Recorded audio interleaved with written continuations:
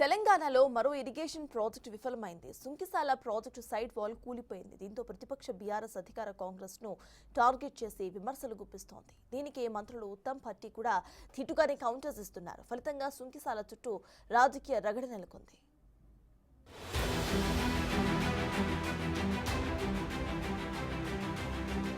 కూలిన Sunkishala project side wall.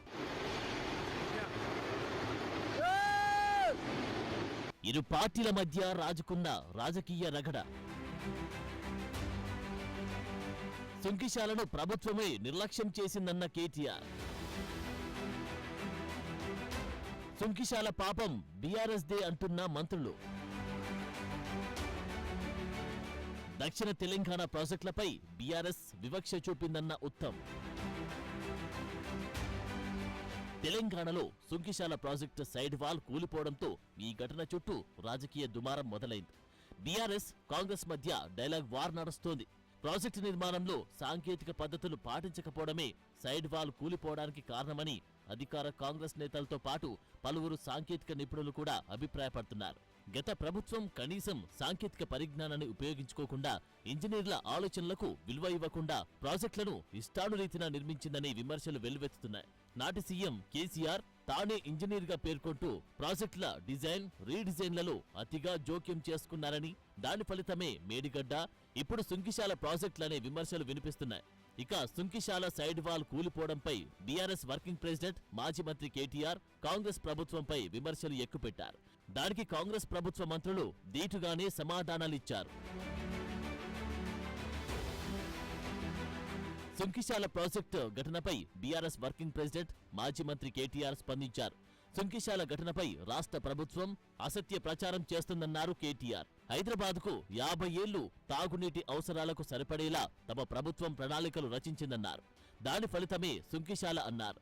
అయితే కాంగ్రెస్ అధికారంలోకి వచ్చిన తర్వాత ఈ ప్రాజెక్టును నిర్లక్ష్యం చేసిందని ఫైరయ్యారు. సుంకిశాల ప్రాజెక్టు డ్యామేజ్పై అసెంబ్లీలో ప్రకటన ఎందుకు చేయలేదని ప్రశ్నించారు కేటీఆర్.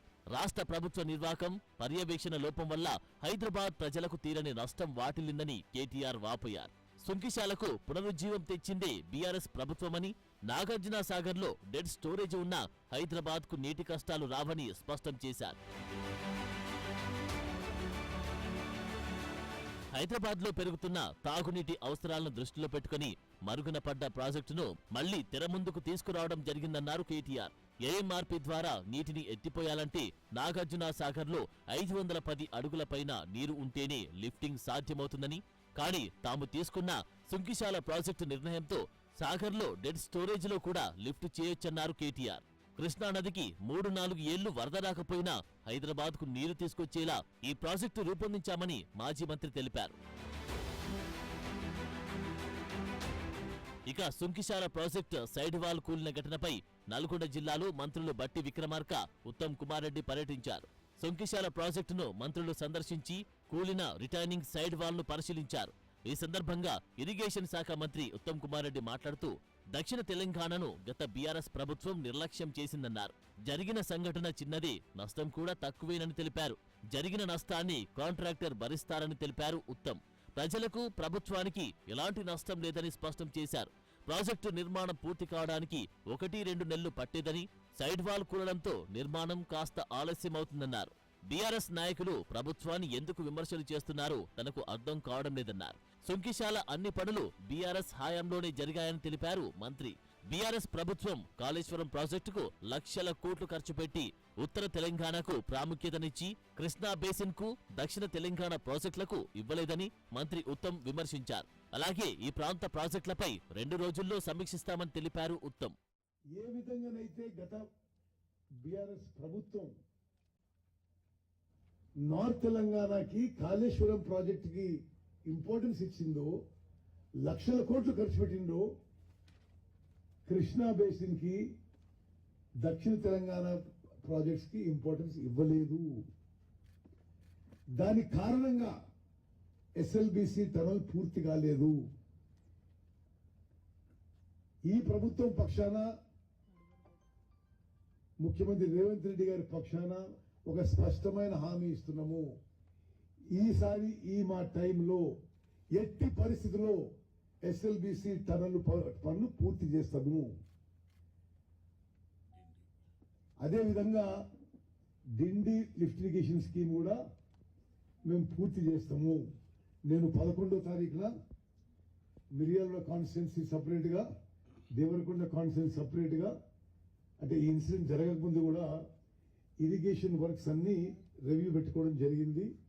మరి మీరు ఆసక్తి ఉన్న వాళ్ళు దయచేసి ఆ రోజు కూడా రండి. ఇక్కడ ప్రధానంగా చెప్పేది ఏంటంటే, అసలు ఎందుకు అపోజిషన్ లీడర్స్ మొత్తుకుంటున్నారో అర్థం కావడం. ఎందుకంటే డిజైన్ చేసింది మీరు, కాంట్రాక్ట్ ఇచ్చింది మీరు, నిర్మాణం అయింది మీ హయాంలో. మరి మీ కమిషన్ల కక్కుర్తో మరొకటి ఒక రీటైనింగ్ వాల్ కొలాప్స్ అయింది. అది కూడా మీ హయాంలోనే కట్టింది. డిజైన్ కూడా మీరే చేసిండ్రు, కాంట్రాక్ట్ కూడా మీరే ఇచ్చిండ్రు. సుంకిశాల డ్యామేజ్ విషయంపై డిప్యూటీ సీఎం మల్లు బట్టి విక్రమార్క బీఆర్ఎస్ పై మండిపడ్డారు. జరిగిన తప్పిదానికి కేటీఆర్ క్షమాపణలు కోరేది పోయి ఎదురు దాడికి దిగుతున్నారని విమర్శించారు.